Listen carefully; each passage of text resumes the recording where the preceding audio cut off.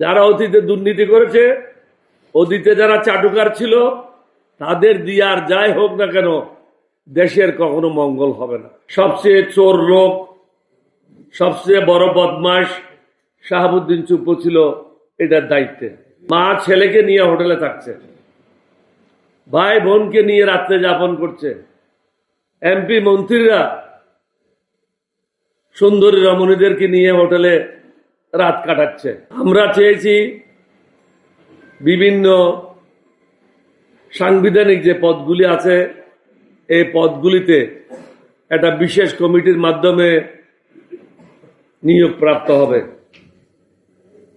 যেমন ধরেন দুর্নীতি দমন কমিশন, সবচেয়ে চোর লোক, সবচেয়ে বড় বদমাশ শাহাবুদ্দিন চুপ্পু ছিল এটার দায়িত্বে। তার থেকে নিকৃষ্ট কোনো লোক কখনো চেয়ারম্যান ছিল না। আমরা চাই না এই ধরনের নিকৃষ্ট ব্যক্তিরা সাংবিধানিক পদগুলিতে আইসা কলুষিত করুক। জনাব তারেক সাহেবকে এটা বিশ্বাস করতে হবে, আপনার দলের অনেক লোক আছে যারা গুলশনে ছিল, বারিধারাতে ছিল,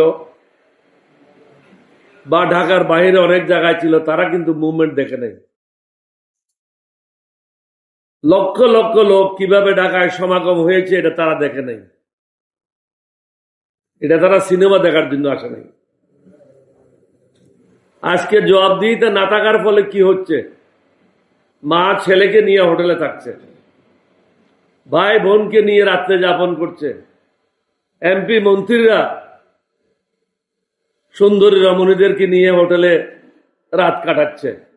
আমরা কোথায় যাচ্ছি তাহলে? জাতি হিসাবে কোন দিকে অগ্রসর হচ্ছি? ধ্বংসের দিকে অগ্রসর হচ্ছি।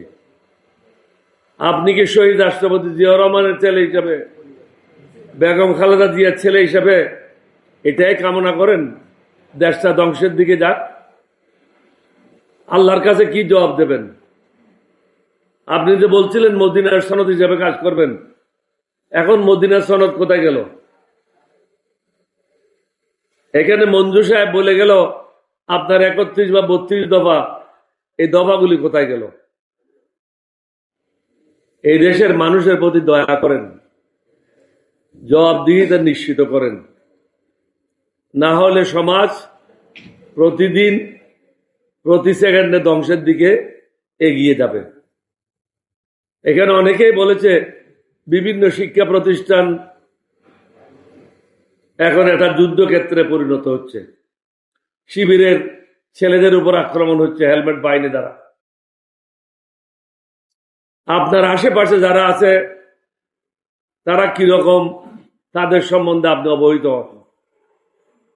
আমি বারবার বলেছি, যারা অতীতে দুর্নীতি করেছে, অতীতে যারা চাটুকার ছিল, তাদের দিয়ে আর যাই হোক না কেন দেশের কখনো মঙ্গল হবে না। এটা ওলিয়া বুজুর্গদের দেশ, আলেম ওলামাদের দেশ। এখানে পার পাবেন না। পার যদি পেত হাসিনা পেয়ে যেত, কারণ তার সাথে বিরাট একটা শক্তি ভারত ছিল, কিন্তু ভারত আল্লাহর থেকে বড় না। নাউজুবিল্লাহ।